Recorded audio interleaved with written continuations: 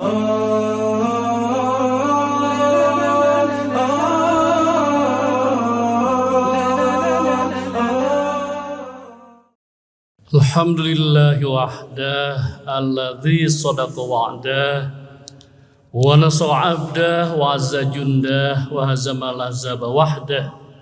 Allahumma sholli ala man la nabiyya ba'dah wa ala alihi wa sahbihi wa man tabi'ah. Asyhadu an la ilaha illallah wahdahu la syarikalah wa asyhadu anna Muhammadan abduhu wa rasuluh. Fayal hadirun usikum wa nafsi wa iyya bitaqwallah faqad fazal muttaqun wafhamu maqalallahu ta'ala fil Qur'anil Karim. Auzubillahi minasyaitonir rajim. Bismillahirrahmanirrahim. Walau anna ahlal qura amanu wattaqau la fatahna alaihim barakatim minas samai wal ard walakin kadzabu fa akhaznahum bima kanu yaksibun. Shadaqallahul azim. Bismillahirrahmanirrahim. Salah satu akar fondasi kehidupan kita adalah keimanan kepada Al-Quran. Al-Quran, jangankan ada yang salah, yang meragukan pun tidak ada. La raiba fi, tidak ada yang meragukan di dalamnya. Salah satu ayat yang mengajarkan kepada kita dalam kehidupan berbangsa bernegara adalah apa yang saya katakan tadi. Walau anna ahlal qura amanu wattaqau la fatahna alaihim barakatim minas samai wal ard. Jika saja penduduk suatu kota, suatu provinsi, suatu bangsa, penduduk dan pemimpinnya beriman dan bertakwa, pasti la fatahna, pasti kami sudah bukakan pintu barokah langit dan bumi bagi penduduk negara, provinsi atau kota tersebut. Kita tinggal di negara Indonesia yang dikenal di seluruh dunia negara dengan kekayaan sumber daya alam ketiga. Kita negara kaya. Dikatakan tadi dalam Al-Quran, jika penduduk dan pemimpinnya beriman dan bertakwa, pasti sudah kami bukakan semua pintu barokah langit dan bumi untuk bangsa tersebut. Apa ciri negara, ciri bangsa yang Allah bukakan pintu barokah langit dan bumi? Sederhana tapi mendalam. Yang pertama adalah at'amahum min ju', bebas pengangguran, bebas kemiskinan, bebas kelaparan. Itu ciri pertama negara bangsa yang aku bukakan pintu barokah langit dan buminya, kata Allah. Bagaimana kita? Kita dikenal sebagai negara ketiga, sumber daya alamnya kaya. Apa yang tidak ada di Indonesia? Lautnya kaya, hutannya kaya, minyak ada, mineral ada, gas ada, alamnya indah untuk pariwisata, semua sebagai sumber keuangan kita, negara kaya yang luar biasa. Bagaimana pengangguran kita? Sudah bebas? Bagaimana kemiskinan kita? Sudah bebas? Bagaimana kelaparan kita? Sudah bebas? Saya di DPR 2 periode yang kemarin saya di Komisi 8 Pak. Komisi 8 itu sedang Jumat mengurus kemiskinan. Ada PKH, ada bantuan-bantuan dan lain. Dan disitulah saya menyaksikan, dan mungkin Bapak-Bapak juga menyaksikan, bahwa memang masih ada kemiskinan, kelaparan, apalagi pengangguran di negara kita ini. Minimal 10% atau sekitar 28 juta. Padahal kita sudah merdeka hampir 80 tahun dan kita negara dengan sumber daya alam yang kaya luar biasa. Silakan gunakan analisis politik, silakan gunakan analisis ketatanegaraan, silakan gunakan analisis manajemen, tapi dalam kacamata Al-Quran. Hanya satu. Kenapa? Karena aku tutup. Aku bukan buka. Aku belum buka pintu barokah langit dan bumi kepada negara dan bangsa kita. Kenapa? Karena penduduk dan terutama pemimpin-pemimpinnya banyak yang tidak bertakwa. Yang kedua, sidang Jumakumullah, ciri negara atau bangsa yang Allah bukakan pintu barokah langit dan bumi adalah wa amanahum min khauf. Negara itu aman, tentram, tingkat kejahatannya rendah, tingkat kriminalitasnya rendah. Di sini yakin ada Bapak polisi yang luar biasa. Tanyakan kepada Bapak polisi di kelurahan, di kecamatan, di kota, di provinsi di Indonesia, kejahatan dan kriminalitas meningkat atau turun?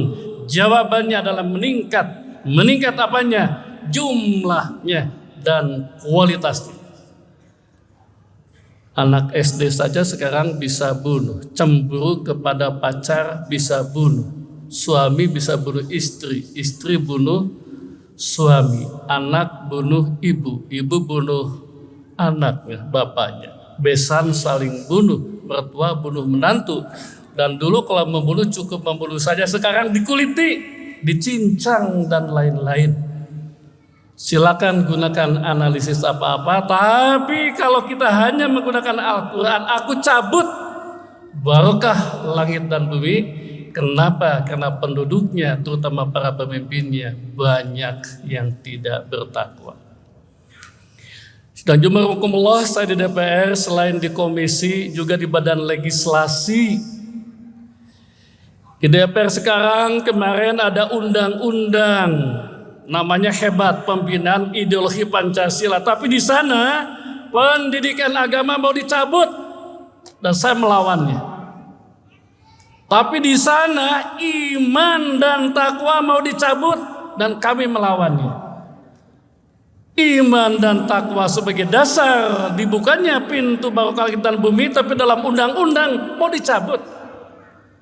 Ketuhanan yang Maha Esa dicoret, diganti oleh gotong royong dan kami melawannya. Jadi ketuhanan yang Maha Esa dicopot, iman dan takwa dicopot, pendidikan agama dicopot. Padahal itu adalah landasan pertama untuk dibukanya pintu barokah langit dan bumi. Sekarang di DPR itu ada juga yang alergi dengan kata halal dan haram. Kemarin saya sama di badan legislasi itu membahas undang-undang pengawasan obat dan makanan. Obat dan makanan harus halal, tidak Pak? Harus halal kan? Ya. Saya katakan bahwa obat makanan yang beredar di Indonesia, yang diproduksi di Indonesia, yang masuk ke Indonesia harus halal. Setuju gak Pak? Setuju kan? Oh rame Pak, rame diperbincangkan. Tidak otomatis setuju dan masih dibahas. Kemudian saya juga mengusulkan dalam undang-undang kepariwisataan, saya di badan legislasi mengusulkan wisata halal. Sama ditolak Pak. Jadi DPR atau ada yang alergi, orang alergi dan fraksi yang alergi dengan kata halal, kata haram, kata iman dan takwa. Padahal sekali lagi, bagaimana mungkin penduduknya iman dan takwa, pemimpinnya iman dan takwa, kalau undang-undangnya saja iman dan takwa itu dicopot. Inilah Bapak-bapak sebagai bahan renungan kita. Kenapa kita rakyat Indonesia yang dikenal ramah, yang dikenal santun, yang dikenal baik bahkan berbasis agama, tapi kejahatan dan kriminalitas meningkat?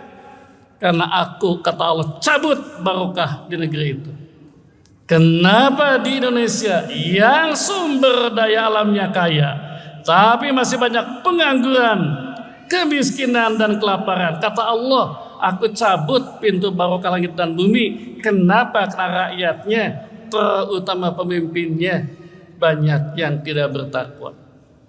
Di DPR dalam undang-undang iman dan takwa mau dicabut, Pemimpin banyak yang korupsi, mulai dari kepala desa, camat, wali kota, gubernur, menteri, anggota DPR, BPK, Badan Pemeriksa Keuangan, korupsi juga. KPK, Komisi Pemberantasan Korupsi, korupsi juga. Pegawai-pegawai KPK yang di rutan, korupsi juga. Ini bapak-bapak yang harus menjadi kesadaran kita. Inilah sebagai penutup dibukanya pintu barokah langit dan bumi. Kenapa? Karena bukan hanya penduduknya, terutama pemimpinnya, masih banyak yang tidak bertakwa. Saya DPR 2 periode bapak-bapak, kemarin di Komisi 8. Komisi 8 itu komisi yang mengurus kemiskinan, disebut Komisi Air Mata. Berbeda dengan komisi yang lain disebut Komisi Mata Air. Saya jalani Pak di Komisi 8. Kenapa? Karena saya mengurus kemiskinan. Dari sidang ke sidang saya ingin amanah, saya jalani. Sampai Bandung juga saya jalani. Saya ditawari di komisi, saya ditawari di badan anggaran. Orang banyak senang kalau ditawari masuk ke badan anggaran. Saya tidak mau, saya takut godaannya. Saya lebih memilih badan legislasi. Kenapa? Karena itulah ingin jadi pemimpin yang lebih amanah, terhindar dari godaan-godaan. Kenapa? Karena korupsi merajalela. Kita bersyukur semua capres waktu rapat dengan KPK, presentasi KPK itu semua ingin memberantas korupsi. Korupsi adalah menghanguskan, mengambil uang rakyat, dan korupsi juga itu adalah menutup pintu-pintu barokah langit dan bumi. Sedang Jumakumullah, demikian Allah berfirman, jika penduduk dan pemimpin suatu negara beriman dan bertakwa, aku buka pintu barokah langit dan bumi. Jangan sampai seperti kita, negara kaya masih ada yang miskin, negara yang penduduknya aman, ramah, tapi kejahatan meningkat. Kenapa? Karena penduduk dan pemimpinnya banyak yang tidak bertakwa. Apa ciri-ciri orang takwa? Banyak sekali bertebaran dalam Al-Quran. Tapi dalam surat Ali Imran, setelah beriman, yang pertama tentu beriman. Setelah beriman, ciri yang pertama adalah as-sabirin. Itu ciri pertama orang takwa. Itu ciri pertama pemimpin yang takwa. As-sabirin banyak artinya, tapi kita ambil satu saja, adalah wanahan nafsa anil hawa. Mampu mengendalikan hawa nafsu. Sudah jadi menteri, jadi anggota dewan, jadi gubernur, fasilitas ada, segala ada, tapi tidak bisa menahan hawa nafsu, maka korupsi. Saat dulu Komisi 8 kan Pak ya, menteri saya itu Pak orang kaya. Menteri seorang kaya, saya tidak usah sebutkan namanya. Mengkorupsi apa Pak? Korupsi uang-uang bansos itu kan luar biasa dahsyatnya. Kenapa? Karena tidak bisa wanahan nafsa anil hawa. Ciri pertama pemimpin takwa adalah mampu mengendalikan hawa nafsu, tidak rakus. Yang kedua adalah as-shodiqin. Saya oleh orang tua saya Pak Ustadz diberi nama luar biasa, Sodik Mujahid. Mujahid pejuang, sodik yang benar, pejuang yang benar, luar biasa, ini namanya amanat bagi kami. Ciri pemimpin yang kedua menurut Al-Quran tadi adalah as-sodiqin, jujur, amanah. Jika bicara tidak banyak dusta, jika janji tidak banyak diingkari, jika diberi amanah dia tidak khianat.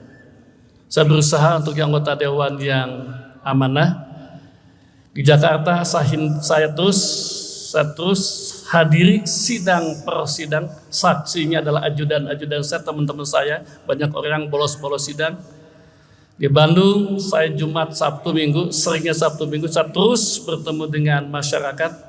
Untung istri saya aktivis juga, paham. Untung anak-anak saya juga diajarkan dulu untuk dekat dengan orang tua sehingga dengan masyarakat. Hanya Incu yang masih protes karena tidak tahu. Kenapa? Karena ingin jadi pemimpin yang as-shodiqin, tidak khianat, diberi amanah. Dana-dana saya bagikan kepada masyarakat sehingga orang kaget, kok Pak Sodik kekayaannya tidak bertambah. Itu memang bukan uang saya, tapi adalah uang rakyat yang disampaikan kepada saya. As-sabirin, As-sadiqin, as-sabirin, sabar, banyak artinya. Arti yang pertama tadi wanahan nafsanil hawa, tidak rakus. As-sadiqin amanah. Al-qanitin, disiplin. Jangan waktu sidang dia keluyuran. Datangnya hanya waktu kunker saja karena ada SPJ. Disiplin kepada tugas.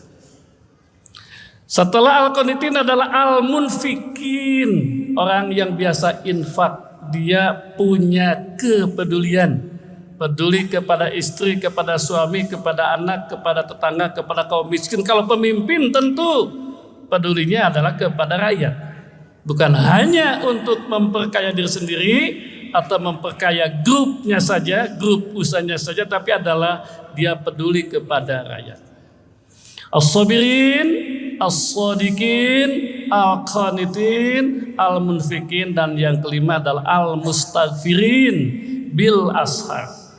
Dia rendah hati, sering mengevaluasi diri, maka dia sering mohon ampun kepada Allah, tidak merasa benar sendiri, dan dia sering meminta maaf, mendapatkan masukan, mendapatkan kritik, didengar bukan dimarahi. Kenapa? Karena dia ingin jadi orang benar. Tawassaw bil haqqi wa tawassaw bis sabr. Sudah jumpa rahimakumullah, kita ingin negara kita dibukakan pintu barokah langit dan bumi. Syaratnya apa? Syaratnya adalah bukan hanya penduduknya, tapi pemimpinnya juga beriman dan bertakwa. Banyak ciri-cirinya, minimal dalam surat 3 tadi adalah as-sabirin, as-sadiqin, al-qanitin, al-munfikin, al-mustaghfirin bil ashar. Barakallahu li wa nafa'ani wa iyyakum bima fihi wa zikril hakim.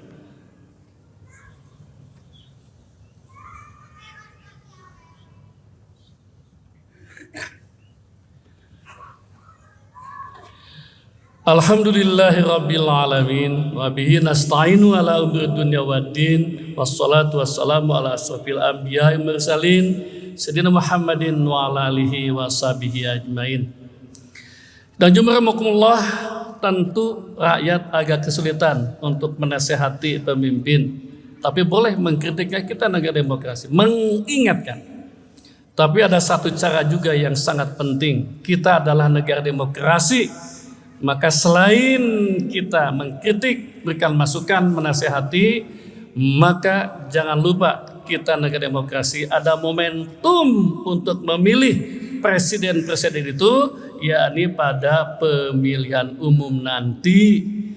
Maka umat Islam pertama jangan golput. Yang kedua kita hadir ke TPS dengan niat, satu, melaksanakan tugas sebagai warga negara, hak sebagai warga negara. Yang kedua juga tugas sebagai muslim untuk memilih pemimpin-pemimpin. Yang ketiga tambahkan, aku ingin memilih pemimpin yang lebih bertakwa. Untuk apa? Untuk sebagai jalan dibukanya pintu barokah langit dan bumi. Maka kita dengan 80 tahun merdeka ini, dengan sumber daya alam yang kaya ini, maka akan ada kemakmuran. Tidak ada lagi kemiskinan, kelaparan, apalagi pengangguran. Yang kedua, niatkan kita akan beli pemimpin itu agar Allah bukakan pintu barokah langit dan bumi, maka menjadi negara aman, tentram sebagaimana oleh para pendiri kita. Kejahatan tidak meningkat, kriminalitas tidak meningkat, yang mengkritik juga tidak takut ditahan dan lain-lain. Itu adalah negara yang dibukakan pintu barokah langit dan bumi. Kenapa? Karena selain penduduk yang bertakwa, terutama para pemimpinnya yang bertakwa. Kita tahu paling tidak ada 3 pemimpin, 1 legislatif dipilih langsung, ya, DPR, DPRD, DPD, yang kedua eksekutif dipilih langsung, dan yang ketiga yudikatif, Pak, menentukan juga Mahkamah Agung, Mahkamah Konstitusi dan lain-lain. Siapa mereka? Mereka tidak dipilih langsung, tapi dipilih oleh legislatif dan eksekutif yang juga pilihan dari rakyat. Jadi semua ditentukan oleh rakyat, karena itulah maka kita pilih dengan yang terbaik. Bagaimana Pak? Saya tidak kenal, minimal bisa dilihatlah track recordnya, jalan hidupnya siapa ini, sehingga nanti bisa mendekati mungkin ini yang lebih sesuai, lebih bertakwa, lebih beriman kepada Allah Subhanahu wa Ta'ala. Dan jumlah, marilah kita akhiri dengan memanjatkan doa kehadirat Allah Subhanahu wa Ta'ala. Bismillahirrahmanirrahim. Allahumma salli wa sallim wa barik ala sayyidina Muhammadin wa ala alihi wa sahbihi ajmain. Allahumma ighfir lil muslimina wal muslimat wal mu'minina wal mu'minat al ahya'i minhum wal amwat innaka sami'un qaribun mujibud da'wat. Rabbi ighfirli wa li walidayya warhamhuma kama rabbayani shaghira. Ya Allah, ampunilah dosa kami, ampuni dosa ibu bapa kami, dan sayangilah ibu bapa kami sebagaimana mereka menyayangi kami di waktu kami masih kecil. Ya Allah, untuk orang tua kami yang sudah berada di alam kubur, berilah mereka nikmat kubur, jauhkan dari mereka azab kubur. Untuk orang tua kami yang masih ada, berikanlah kebahagiaan di ujung hayatnya, dan jika engkau akan memanggilnya, panggillah dengan cara yang mudah dan dalam keadaan husnul khotimah. Rabbana hab lana min azwajina wa dhurriyyatina qurrata a'yun waj'alna lil muttaqina imama. Ya Allah, limpahkan kepada kami pasangan-pasangan hidup yang soleh, anak-anak yang soleh, cucu-cucu yang soleh, yang bisa menjadi qurrata a'yun, bisa menjadi kebanggaan kami dan mampu menjadi pemimpin orang yang takwa. Ya Allah, jadikanlah kami yang hadir di sini, keluarga kami, anak kami, istri kami, jadi orang-orang yang takwa, takwa dirinya, takwa keluarganya, takwa bangsanya, sehingga engkau bukakan pintu barokah langit dan bumi bagi bangsa kami. Ya Allah, limpahkan kepada kami pemimpin-pemimpin yang soleh, yang bertakwa, yang bisa membimbing kami untuk beribadah kepadamu. Berikan kami kekuatan untuk memilih hanya pemimpin yang soleh, yang dengan itu engkau bukakan pintu barokah langit dan bumi bagi bangsa kami, bangsa Indonesia yang kami cintai. Wassalamun al mursalin walhamdulillahi rabbil alamin.